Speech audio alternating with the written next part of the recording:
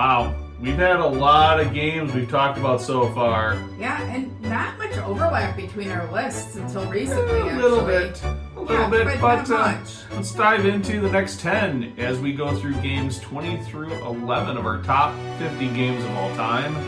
Coming up next.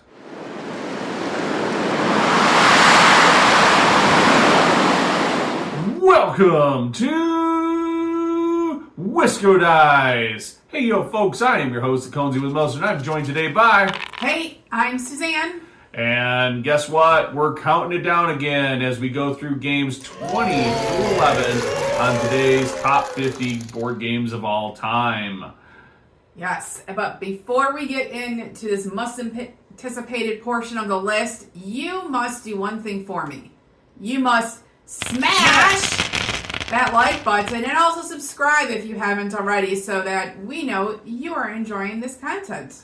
Yeah, absolutely. And do it now. Don't wait till the end of the video. Go ahead and nail that like button right now. We do appreciate it. Thank you so much.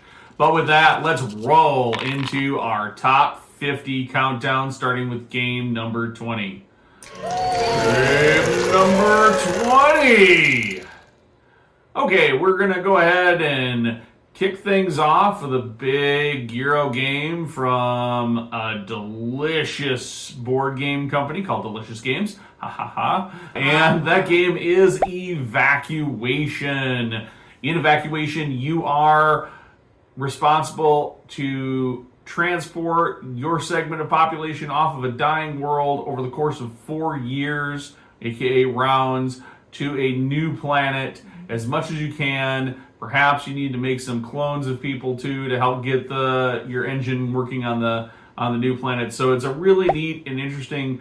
You have a fully functioning game engine at the start of the game. You have to dismantle that and then rebuild it on another world, as you also have to work to unlock different regions of that world where you're able to survive and build into new habitats, which is a really neat game. I really like the way it works, the gameplay, the mechanisms, the different alternate ways that you can run scoring in the game. It's really well put together. Definitely one of my favorite games to play, and I definitely would. Yeah, it's right in there with. Yeah, I'll play this thing anytime. It's a good game. I always feel bad about whoever I left stranded on our home planet at the end of the game. Yeah, there is that. There is that feeling of guilt, like, oh, I didn't save these people. What I didn't do, and usually it's because I forgot to have a ship at the right side to be able to lift them off. Yeah, absolutely. So there's a lot going on in the game, but it is a lot of fun. Yeah, absolutely. So, yeah. So my number 20 is one that was on Conesy's list previously. This is Star Wars Rebellion. This is a game that does not hit the table, usually, maybe, if we're lucky, once a year, and we've always played it as a two-player only game. Mm-hmm. It takes us all day to play it. I've always been Rebels. You've always been the Empire. Empire. I'm always the Rebels. Really? Yes. Wow, I guess we need to play it again. Oh, yes, no, that's right. I am always the Empire. That's right. Never mind. Yeah, you and your Death Stars. Different game that I've... It's always best. It's always best when I can blow up those Death Stars. Yes, that's right. Yes. So... no, from your perspective, it probably isn't. Obviously it's been a year or so since we played the game, but yes. I do enjoy it. It's one of these games I look forward to because it's a day-long event for us. Yes, it is. And that's what we do. We don't worry about anything else that day except maybe letting the dog out and taking care of her. Mm-hmm. Yeah, we just play. So that's Star Wars Rebellion by Fantasy Flight. Game number 19. It's time to lord it over this game with Dungeon Lords from CGE. So in Dungeon Lords, you're going to be responsible for building out your capabilities to be able to deal with those pesky heroes as they come to explore your dungeon. You'll employ goblins to help aid you in your work. Always feel like there's never enough actions, but the narrative of all of the behind all of the actions and the things you can do in the game as you're building out your dungeon, as you're dealing with those pesky heroes and hoping that darn paladin doesn't show up at your dungeon, it's just so much fun. Absolutely brilliant. I love the theme. I love the narrative. It's a heavy, like, thinky game too, so there's so much gameplay that you can get into, absolutely one of my favorites.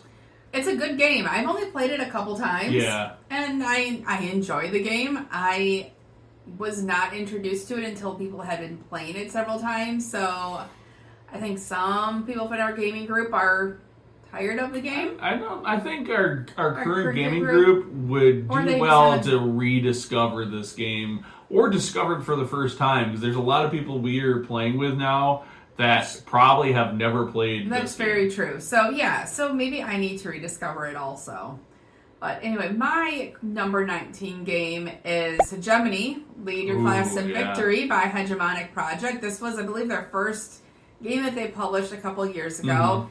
And it's not one that we own, that a friend of Conesy's owned, and I was lucky enough to be able to get a spot at a table to play it once. And you are all playing a different part of what makes the United States function, kind of. But it's a fictitious... It's a fictitious country, but it's loosely, you can find relationship to how it functions with how the U.S. functions, or has functioned in the past.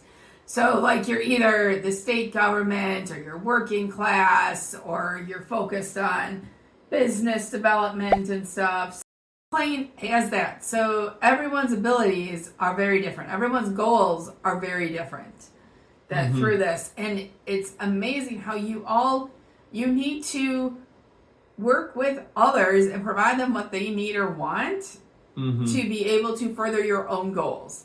Sure. And the better you do that and convince them to take you up on certain offers or do certain actions that benefit them, and it helps you advance. Right. There's a lot of this interesting dynamic. It's really one that you have to put aside your feelings toward the other players and look at what... Yeah. Like, I mean, and it's not intentional. I don't think people it's less intentionally about do that, like feelings about players and more about maybe your own worldviews and how the world should work. Yeah. That I definitely would be, and I wouldn't necessarily think it's that. U.S. It's like more of like a Western philosophy. So Sure. like any of the Western nations, European nations, etc., that run more of a capitalistic economy.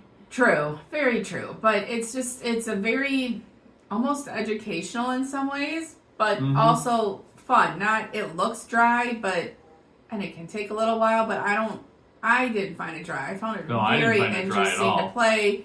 And yeah, it's definitely a game I think you should check out. It's going to take you a little bit to learn it. It's going to take you a little bit to play it. But when you do, it's going to be very rewarding. Yeah, I'm still not sure why we don't own this game, because we both really love the playthrough. I think the biggest thing is we keep looking at the box, and it can. It can, but I don't know that it's... If you play you this really game want at to play players, 4, and the length of game time is also apparently, kind of one of our concerns for why we haven't picked up a copy of it, but we absolutely both love this game. Yes, so that's Hegemony, Lead Your Class to Victory. Game number 18. Okay, for game number 18, I have a pretty hot new release on the list, and that is Andromeda's Edge from Cardboard Alchemy.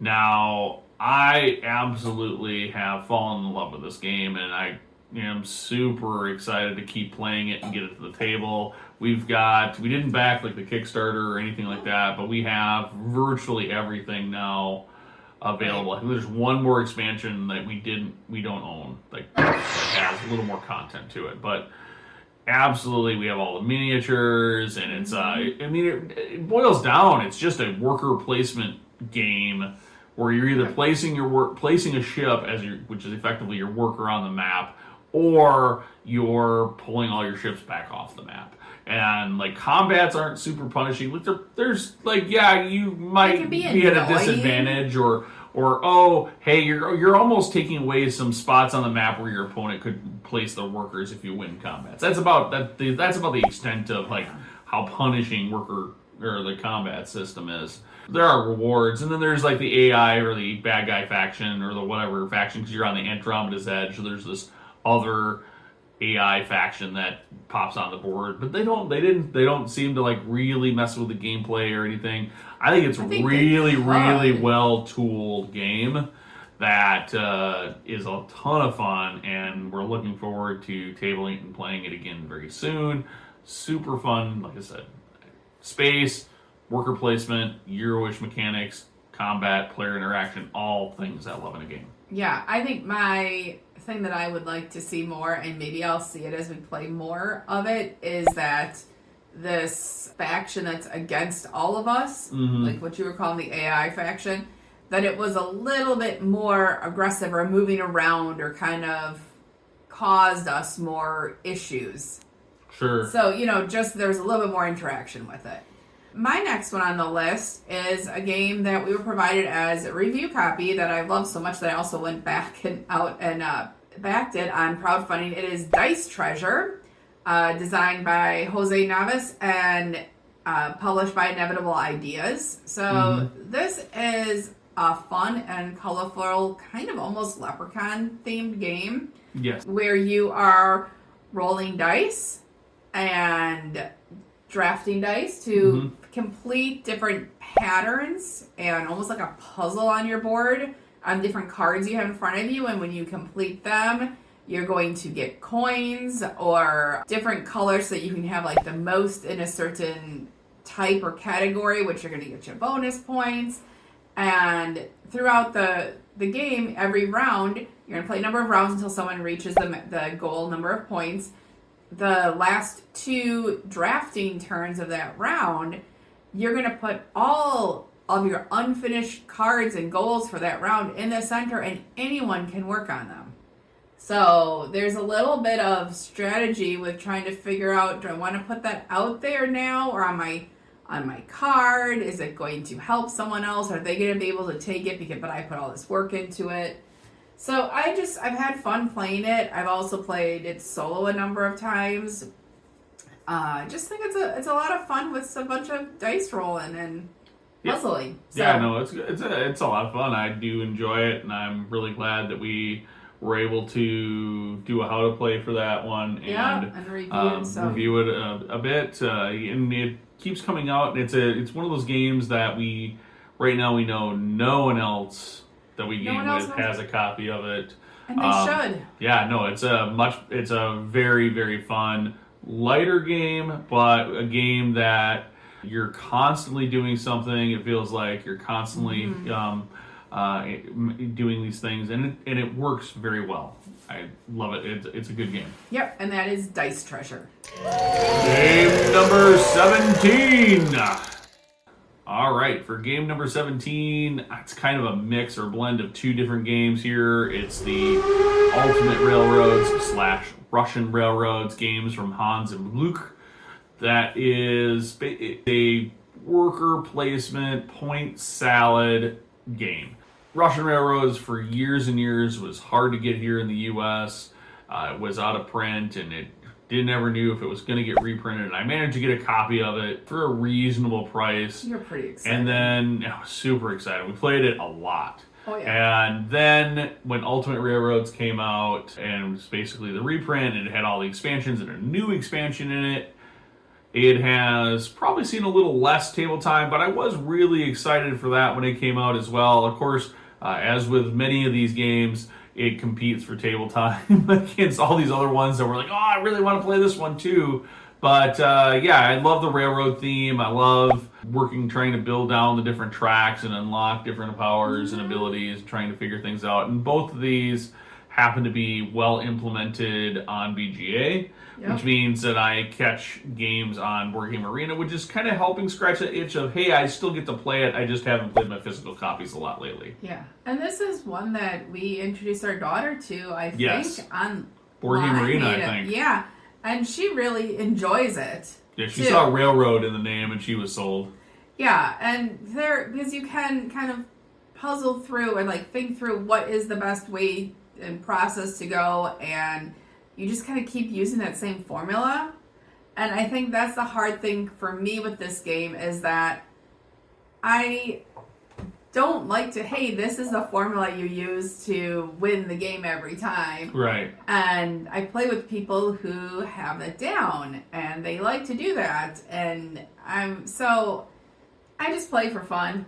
So you have another player, and sometimes I just kind of take a turn because I know it's not best for me, but it's going to screw them up. I mean, for base Russian railroads, I definitely have a methodology to the way I approach it. And I've played it so many times now that there's probably an experience factor there and being able to redress what I'm doing. But we should get it back to the table and do some of the new expansions where I don't have that mastery I of might the have a game. chance. Yeah, I think you might find you enjoy it quite a bit more. Yeah. But anyway, it is definitely a good game. It's worth checking out. My number 17 game is one that I also play almost constantly on BGA because it is one that I enjoy to the point that I don't know. So much better in person, though. It is. It's called Dice Forge by Libelud.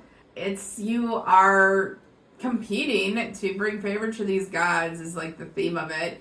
And you are either forging your dice. So you have a die, and then you're upgrading the sides on it, so that when you're rolling it every turn, you're getting better and better rewards.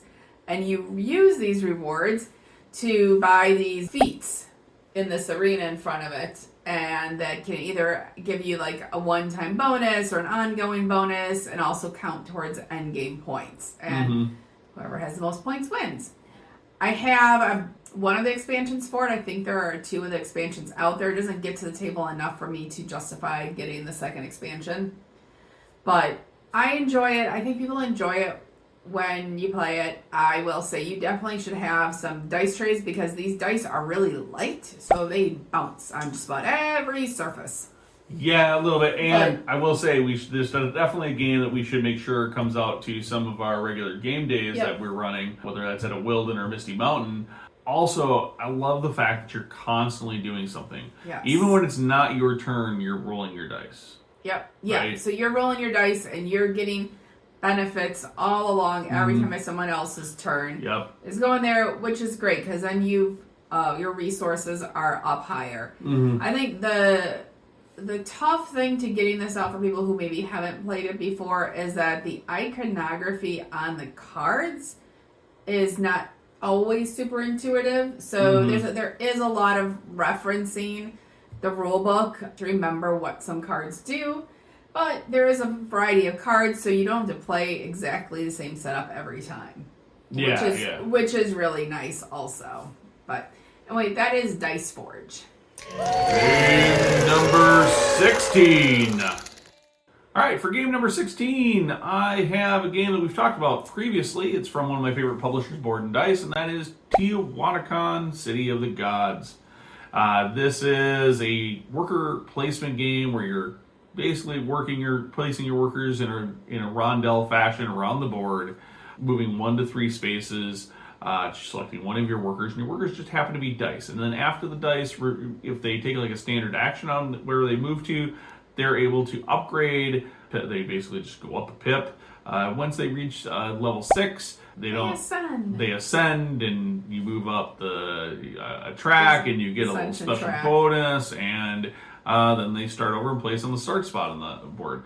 And you just keep going around. It plays over 3 ages, and you're building up this cool temple, and there's a lot of stuff going on. I mean, I think I'd like this game a little bit better. I mean, I really love the gameplay on it. Yeah. But I feel like every time, and I mentioned this before, every time when you get through the second age, you kind of know if you're going to win or you're going to lose.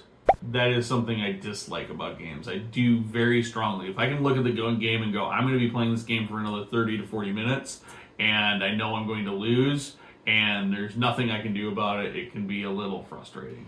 Is this a game that we have an expansion for, Stan, looking for Player's Table? I don't know if we have an expansion for it on Looking for Player's Table or not. We do have expansions for it. Okay, so maybe some I do think the expansions help. I wouldn't say help with what I'm complaining, but I do help change up the gameplay and give you a reason to not necessarily play it on Board Game Arena where the expansions don't exist. Right. So yeah, and this, hopefully you've seen my our other videos, and this was ranked a little bit lower for me, but it is a good game. Definitely check it out. Yeah, absolutely. So the next one on my list is one that Conesy has already talked about, was lower on his list, higher on mine, even though I've actually only played it once.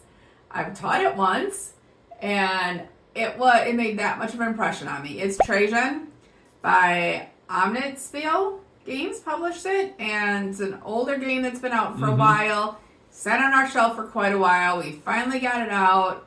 Oh my gosh, I would love to keep playing this game if I had all the time in the world and people to play with it right now. So I'm interested to see if this game is higher on my list next year, if I get some more plays in. The Mancala aspect for how you figure out what your action is going to be, the different items that are on the board, different actions that you can take, just how clean and clear it is, and you don't really know who's going to win, at least not yet. I don't think it's never been completely obvious. No, I think because there's that is enough things that can boost you up later on at the end of the game that it's just kind of, it's anybody's game. There's a lot of talking going on during the game because people might take the spot that you were hoping that they were going to go to before you wanted to get to before them or stuff. It's a nice game. If you haven't ever played it and like some of the, I guess, more classic games,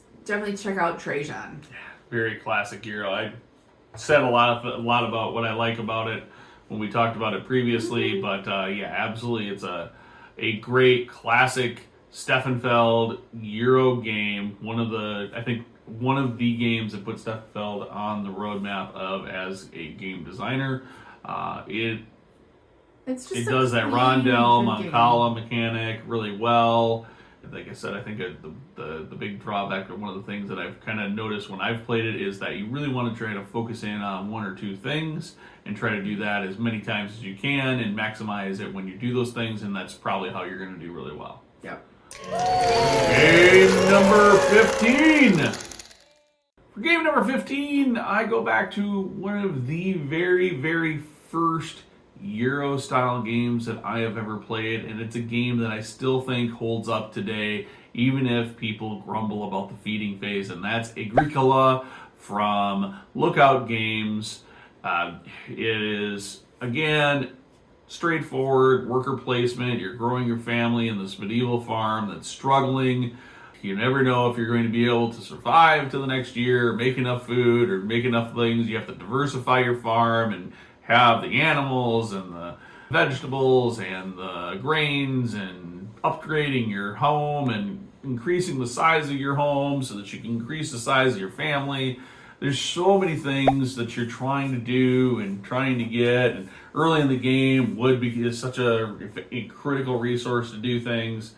And I have so many really good memories of playing with a friend of mine that has moved away to North Carolina and playing 3 or 4 players with him and his wife, and I would never win, and then finally the last time we played, right before they moved away, I got the win, and it felt very kind of special for me. So that is Agricola from Lookout Games. Yeah, not on my list.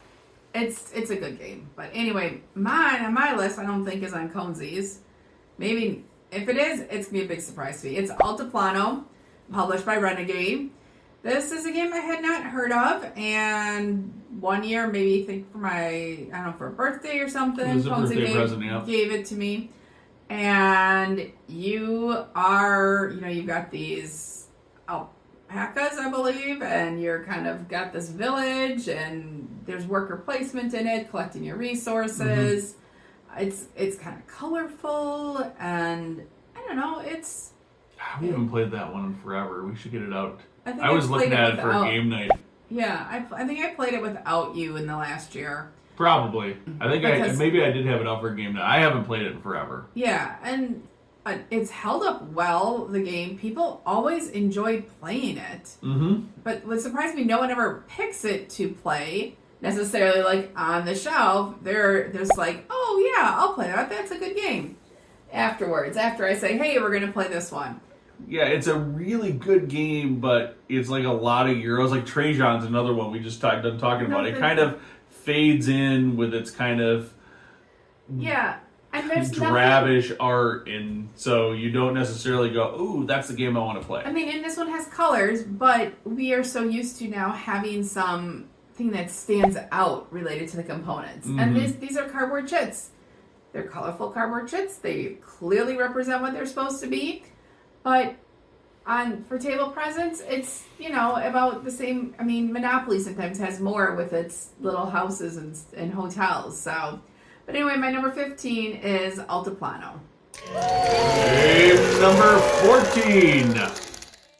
Okay, for number 14, I am going to go nuclear with Nucleum from Board and Dice.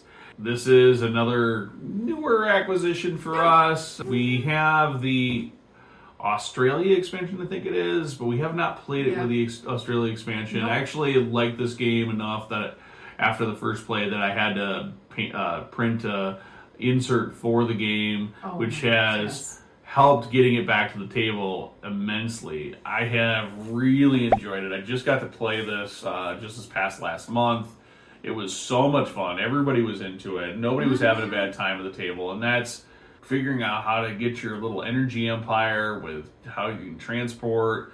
You're starting out, you're kind of trying to figure out how do I get cheap coal to where I needed to go so I can power my buildings. But later you're trying to be like, how do I get my uranium to my nucleum plants so that I can make more efficient energy?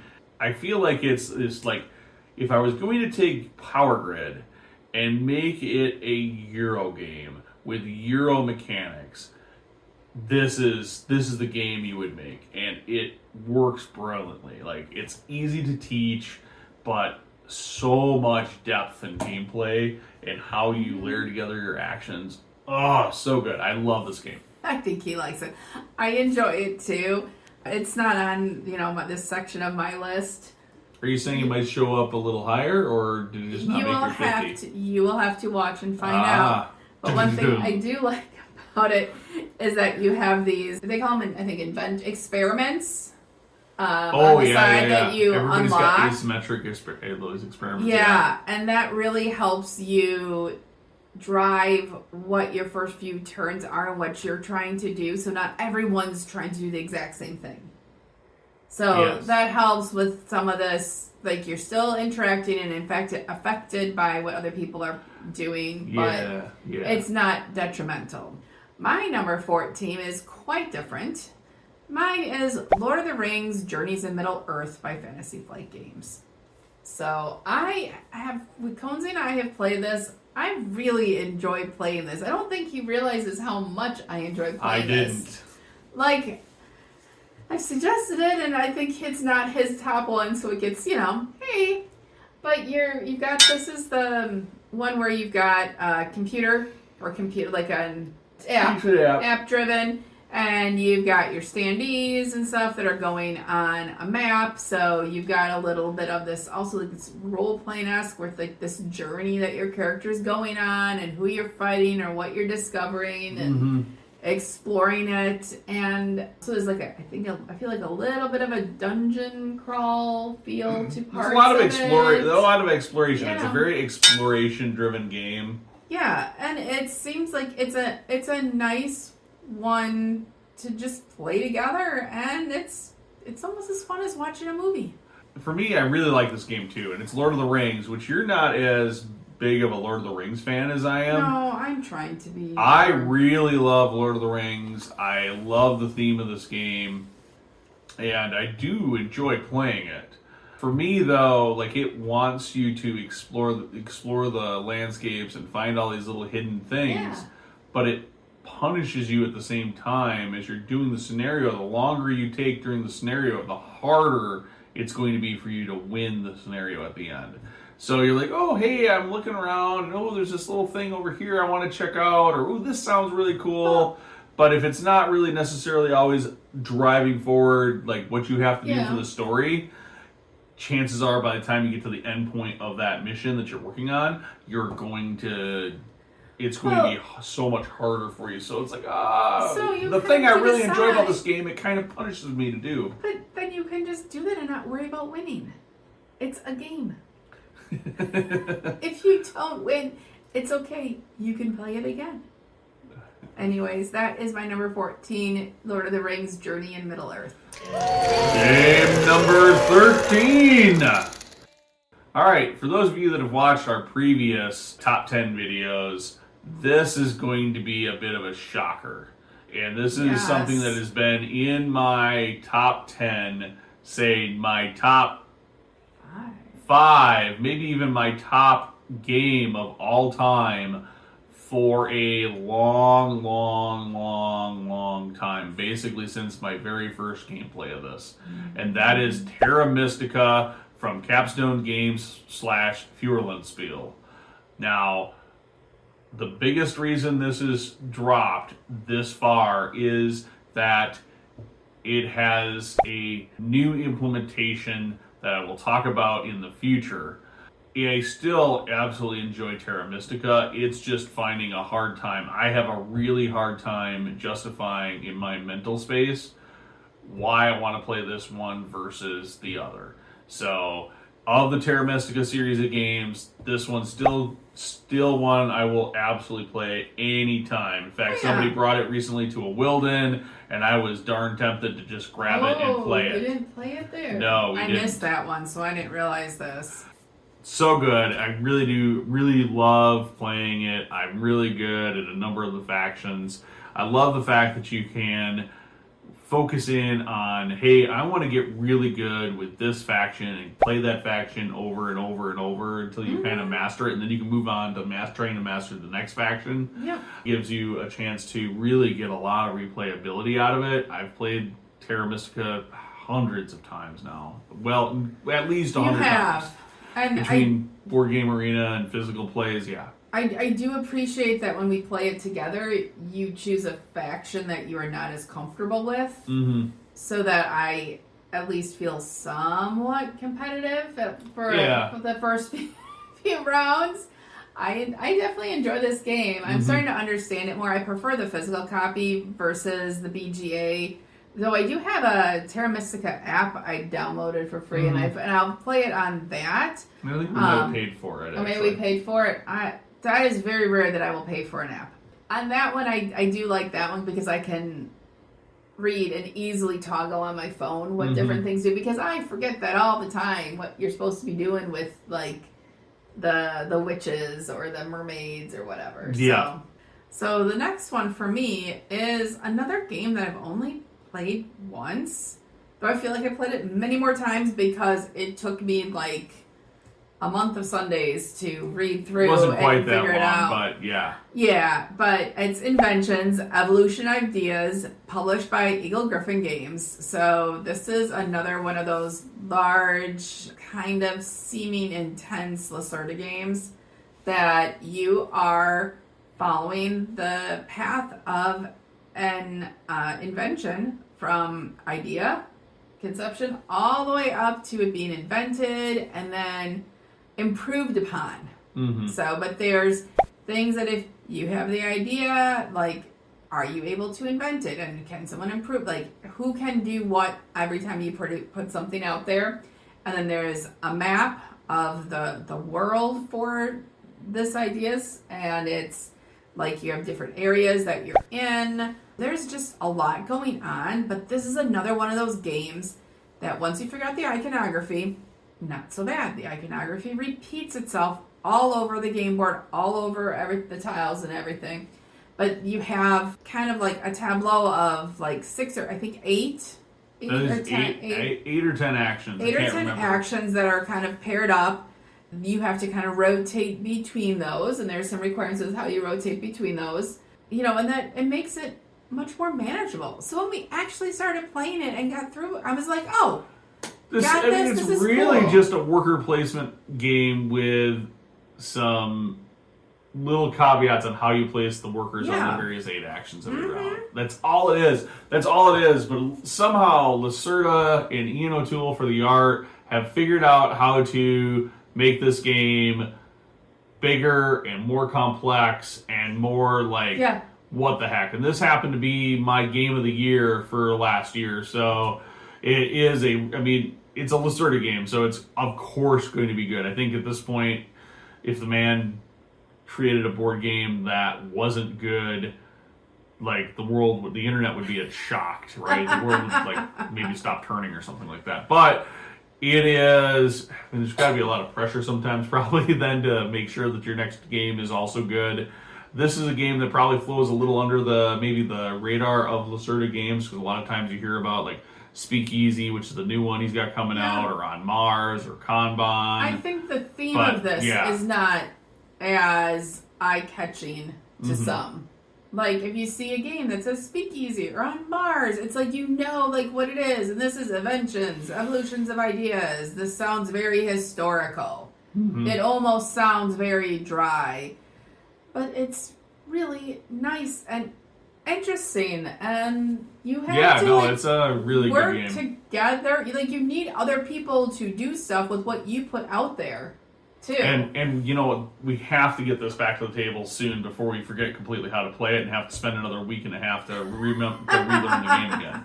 I don't think it'll take that long. But anyway, that's Inventions, Evolutions of Ideas. Game number 12. Here's another game that's actually dropped a couple of notches from my top 10 originally, and that is Dominant Species from GMT Games. This is a big up to 6 player game that you're basically, first phase of the game, you're placing your little cylinders on tracks, claiming that you're going to be taking certain actions. Then you go and you resolve all those actions from the top of this track, working your way to the bottom, resolving each player's action one at a time, and then things happen. You glaciate, you add additional species, if you're mammals or birds or whatever species you are, to the map. You're doing things, and eventually the game will end when the Ice Age happens. So you're trying to make sure that your species is the dominant species going into the next era after the Ice Age is really kind of where the theme of this game is. I really enjoy the game. I still love to play this game. It has been hard to table because it's a little bit longer gameplay, and one of the reasons it's moved down, besides it's being hard to table, is that it is a game that unfortunately doesn't necessarily fit well with all of the player groups that we've played, and it doesn't play well as a 2-player. No, it definitely does not. My first experience with this game... okay, but not well. Yeah.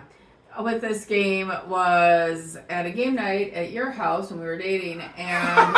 yeah, that was hilarious. There was a bunch of us. It was getting kind of later, but people wanted to play one more game. One more game. Quick game. game. 10 o'clock at night. Didn't say quick. They just said, hey. No, they said, oh, Dominant Species, that's a quick game. And I didn't know anything, and I don't know why he didn't say anything, but we all sat down to play it. I didn't hear the quick game part. And partway through the game, the person who said it's a quick game goes, oh, I think I'm mixing this up with the card version of this game. Which I have that one as well. Yes. And so we're all sitting there going, we need to finish this game. Yeah, I think it was like 2 o'clock in the morning when we finished. Oh my gosh. But it was fun. Like, I was ready to play it again. So I wanted to play it another time when I was more awake and now that I had an idea of what I was doing. So, but yes, this is not, we've tried it at 2-player once at least. And we kind of, I think we started and stopped it. No, we played it all the way through because it was for we played it as a 4 games and brunch game. Oh, yes, that's right. So we did play it all the way through. It's much better as a, like, I would think at least a 4-player game. Yeah. Just because you need other people putting stuff out there, tokens out there. But if you have a larger group that you're, like, always at a 4-player count... And you don't mind a game taking a couple hours? Well, it takes about, I think 4 players, you're probably looking at a 3.5 hour game. Okay, 3.5 hours. I mean, what else do you got to do at night? Sleep? Yeah. I definitely check out Dominant Species. And thinking about it, Dominant Species, we could probably sneak that into a game night if we had to, so. All right, so the next one on my list, my number 12, is Concordia Venus. That one is published by Rio Grande. Yeah, Concordia. Concordia in general is just amazing. Yes, when you said ooh, I was like, what did I say wrong here? I thought you liked this game. No, I love it. So, yes. So I put Concordia Venus specifically on the list because that's the one that we own. So I play that the most. I have played Concordia. I've played a couple different maps with Concordia Venus. Yeah. So it's all basically, like, at its core, they're all the same game. You have cards that you are playing that get you actions. And one of the actions is to take back your hand of cards. which I really have learned I like that mechanic. And you can buy more cards that can help and give you like better versions of what you're doing too. A little bit. Some of them are, some, not all of them. Some are, some aren't. But and then you have there's an area control aspect. Kind of area control. It's just more of a. It just makes it more expensive for your opponents. So the area control is you get there first. You make other people have to pay more. Yeah. You know, so sometimes that matters, sometimes that doesn't. And there's always something that you can do in that game. And the scoring at the end just kind of, I feel like it just shoots everyone up. It does. Well, you're scoring based on those same cards you're getting and you're building your hand with for actions are also they're going to tell you what you're like. They're basically multipliers on your scoring. Yep. So, hey, these 3 cards are going to multiply 3 extra scoring for spots you're on the map. This one's going to be X scoring for something else, right? It's all. It's all these really nice mechanics that you are putting together to play this game. And this one that you'll be looking at it and go like, oh my gosh, the map is pretty big, but the player mat is not that large. No, and everything stays small. On the player mat, so you don't need. And it's easy to learn. Oh my gosh, yes! If you can read the language that the cards are in, you got the game. Yeah, pretty much. I guess read and comprehend. But anyway, so that's Concordia Venus. Yeah, I would say one thing with Concordia, the difference between Concordia and Concordia Venus. Concordia Venus, for people who don't play Concordia and need to own everything, all of the possible maps for Concordia. Concordia Venus is a nice boxed version of it that includes multiple maps, but it doesn't include necessarily every map. So if you're like a little more casual on your Concordia experience, I would recommend Concordia Venus versus base Concordia. Yes, there's enough replayability in that box. Otherwise, they're exactly the same game. Game number 11. All right, game number 11 is another game that slipped on my list a little bit, not too far. It's about this position from previous top 10s that I put together. It has the largest miniatures of any game on this list, mine or Suzanne's, and that is Cthulhu Wars from Peterson Games. Now, I think many of you have probably heard my Cthulhu Wars dating story with Suzanne, where Wave 2 Kickstarter shows up, and we haven't met yet in person. We've just been texting back and forth, and I'm like, hey, 45 pounds in expansion to a board game I own just showed up, and you immediately texted back with, when do we play? And I was like, oh, hey. And the rest is history. I didn't terrify her. We should definitely meet. In Cthulhu Wars, you're going to be generating power and placing your miniatures on this map that represent troops that you control, and then as you maneuver your troops, you will engage in battles with the other players.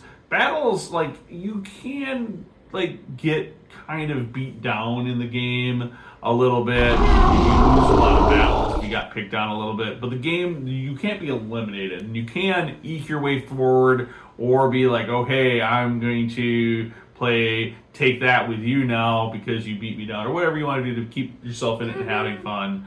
All the factions are asymmetric as well, so you have tons of factions. There's like 11 or 12 different factions now. You can play the thing up to 11 players. In fact, I've got this huge, awesome neoprene mat for 11-player play. Oh my gosh. I would love to get together a full-blown, like everything I own, 11-player game of this. I think that would be at the table. No, we'd have like 2 tables, like one for the big area. map and then the staging area for like everything else.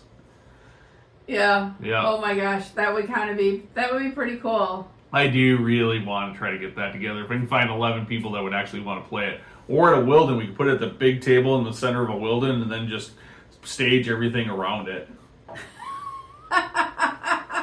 Game day at a Wilden. It's only Cthulhu Wars. Yeah, it's going to be Cthulhu Wars today. Oh my gosh. Maybe we'll just do it here. Yeah, we'll see. We'll see. I don't know if everyone that goes wants to play Cthulhu Wars. No, probably not. So my number 11, number 11. We're on 11. We're on 11. It's a long It's a list. lot of games we went through. We're starting to get kind of worn out. Like, what number are we at anymore? So this has got a little bit of some mythos too. Yes. This is Australia, published by Stronghold Games. So Australia is in like an alternate reality universe. So it is, I think it's actually supposed to be like in an alternate 1930s or something. It is a sequel game to another game That I've not that I played. really like that you haven't played, which is A Study in Emerald, Right. which so I is need to Neil play that one. Gaiman inspired. So we'll have to, I'll need to play that one. But on this one, you are kind of exploring and building out like your tracks and getting resources and like moving around a map, and then you're fighting these great old ones and other monsters that come out, and it's like, hey, do I want to fight them? Do I don't? You might not want to. I think the first couple times we played this, we got like head down pretty tough. And we were kind of like, oh my gosh, I don't know about this. And then I think we played it somewhere else, like, I don't know, it was at a convention or something. Yeah, and we played it at Gen like, Con, actually. We signed up and played it at Gen Con. And it was... Well, we got eliminated like in 15 minutes. But we played Oops. the whole group, everyone else that was there. It was almost a good thing because everybody kind of had the game figured out at that point. And then we were like, okay, we reset it and just started over. And it was, we banged through it the whole time. Yeah, and it was amazing. And it was this turning point in this game for me. And we do not play it nearly enough here, but I we really own all like the this stuff game. for it too. We got the expansion stuff for it. It's a good game. It's a good game. It's one that I definitely want to see to the table at least once, if not twice, in 2025. And as I mentioned, it is a game where the game can just defeat you. Like you can just beat all of it. It's not co-op. Like you're all out to win. But you still work cooperatively. Yeah, kind of, because you don't want you want to see your opponents get set back, but at the same time, like if they get set back too bad. Then it's just you out there. Well, against it all. no, it's not just you, because as soon as they get eliminated, the game's over. Oh, that's right. The bad guys win. That's right. Well, the Mythos wins as soon as any player is eliminated. So then you can't win. So yeah. Yep. So there's a little bit of that, and it's just an interesting dynamic in the game that I enjoy. Yeah, really good game. Really, really good game. And yeah, it doesn't need anything too flashy with that one. All right. Well. So I think that's it for today. Yeah, I think so. I think that is another 10 games. We're getting so close to those top 10 games. Yep. So if you haven't seen the other ones, please go check out our other list. You'll see links to them in the notes and at the end of this video. But also, make sure that you tune in next week for our final in this series, our top 10 games of all time. Find out which games are actually going to make that cut, which games have maybe elevated up, which games are on the list that maybe haven't been there before, and which games you've obviously found a couple of games just in this one that have slid a little down outside of that top 10. So there's room maybe for some new ones in that top 10. Thanks so much for watching. And don't forget to smash that like button and also subscribe to our channel. And by the way, here's some other videos that we've done that we think you might be interested in. Till next time, keep rolling those dice.